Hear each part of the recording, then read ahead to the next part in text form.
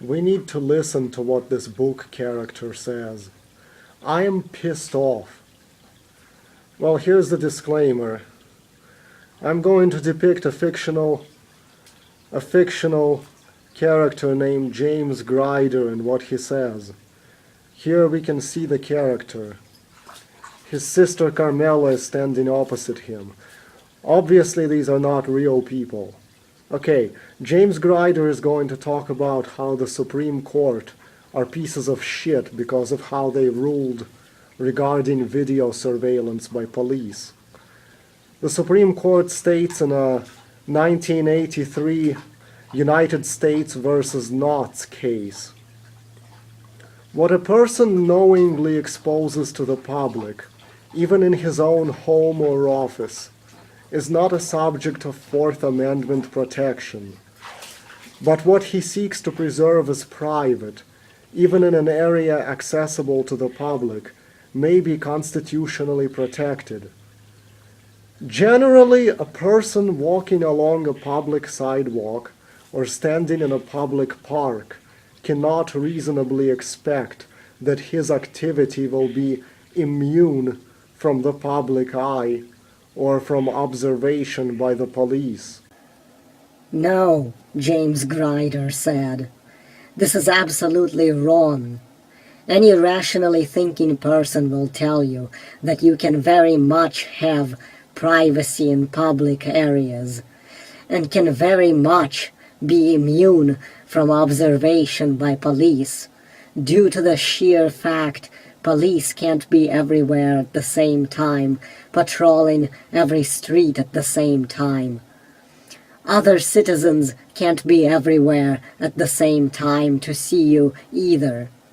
A park is a public place.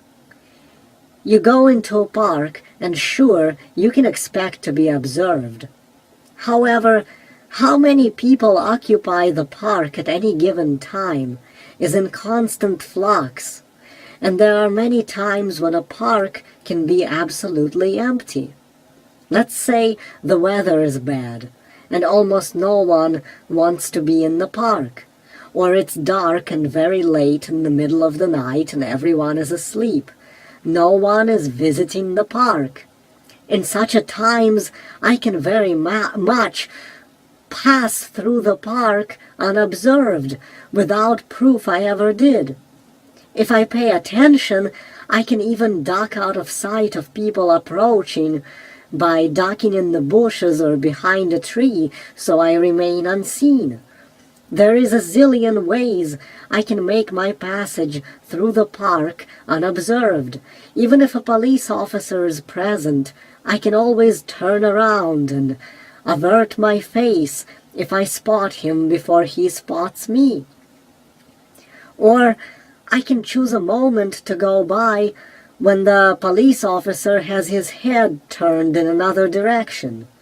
Maybe he's preoccupied with something else, and I take the opportunity to pass unseen. Also, even if I am seen by either the police officer or other people, it does not mean that I will be remembered. Most people are preoccupied with their own thoughts. They might not pay attention to remember what your face looks like or what you were wearing, because they don't care. Human memory is very unreliable. This kind of short-term memory doesn't get stored in long-term because it's irrelevant. Why do you need to memorize permanently and in perfect detail the faces of every stranger you pass on the street?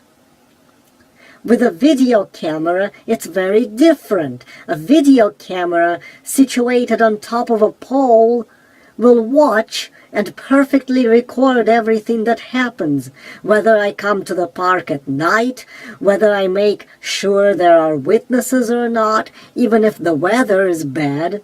There is no way to avoid the camera, and the only way to hide your identity is with a mask or by covering up your face. The same way with police officers. They drive past you on the road. They're paying attention to the road. Even if they spot you on the sidewalk, You will be an indistinct blur in their memory that will vanish in a few hours if they were to glimpse you, unless you dress garishly or perform some action that's not mundane. You will be an indistinct blur in that police officer's memory. However, if his vehicle has a dash cam recording you as he drives by, he can watch the footage again and again, noting all sorts of details his human memory would be incapable to recall. How does the retarded Supreme Court not see the huge difference between this shit?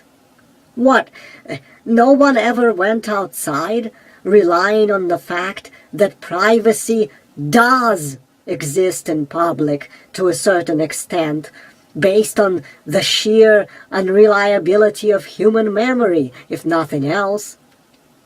Let's say I'm exiting my apartment building. If it has a camera in the lobby, how do I avoid the camera that is there 24/7, watching and recording 24/7? My privacy is shattered. There is no time in which I can leave or return to my apartment building without there being evidence that I ever left or came back. But the Supreme Court would argue, what is the difference between a camera seeing you and a fellow tenant seeing you?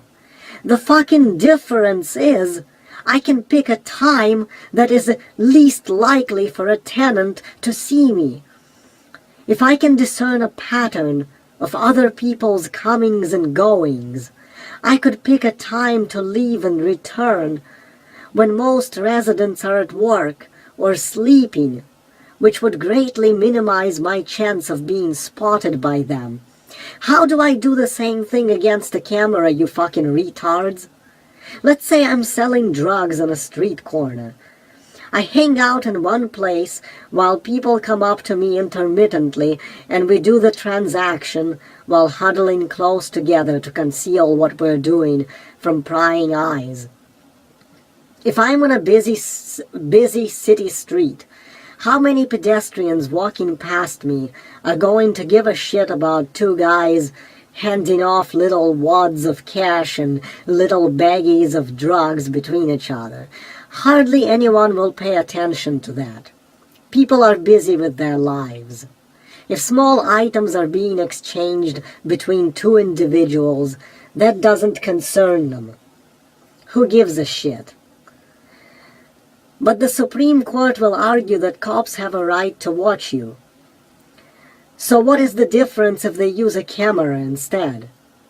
Well, unlike a camera, a cop is avoidable. If I see a cop car going by or a police officer strolling down the sidewalk, I can immediately start walking away and mix into the throng of people, and the cop won't be wise to what I was doing.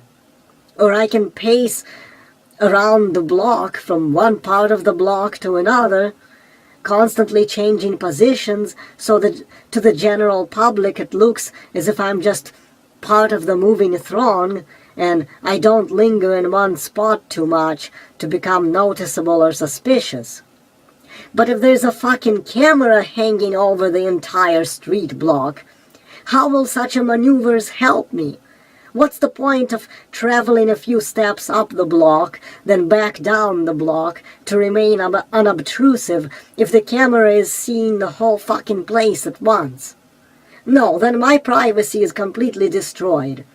All the natural tactics I could use to remain unobtrusive are shattered. I can't even blow my nose without somebody being able to watch 1,000,000 times on repeat that I blew my nose. Well, James Grider will talk more about this in part 2. But you see how a camera seeing you cannot be equated with strangers glimpsing you as you walk past them? This is why cameras are bad. The Supreme Court condones fascism, and it's nothing but lies that just because I'm in public, I'm entitled to zero privacy. Bullshit. I can have privacy to piss on the sidewalk in the open, so long as I time it that no one is nearby to see it. If a camera is constantly trained on that sidewalk, there can never be privacy to piss on the sidewalk, because you can't dodge it like you can dodge human eyes. There's a lot of factors that increase your privacy in public if it's just people watching you and not cameras. Because you got inattentiveness, spotty memory. Some people have better eyesight than others. Depending on the activity you perform, even if it is illegal, most people might simply not give a shit about it. You got personal biases that play into creating false memories in witnesses. If someone is loitering on the street selling drugs or pissing on the sidewalk, even if I do observe it, I don't give a shit. But a cop will, and if cops put up cameras to watch the street, then they will always see everything that goes on. It makes it unfair. Why would you want a system in place that can't be circumvented after living for thousands of years, circumventing human vision? We just go and throw away that privilege because tireless machines were invented to stand in for human eyesight?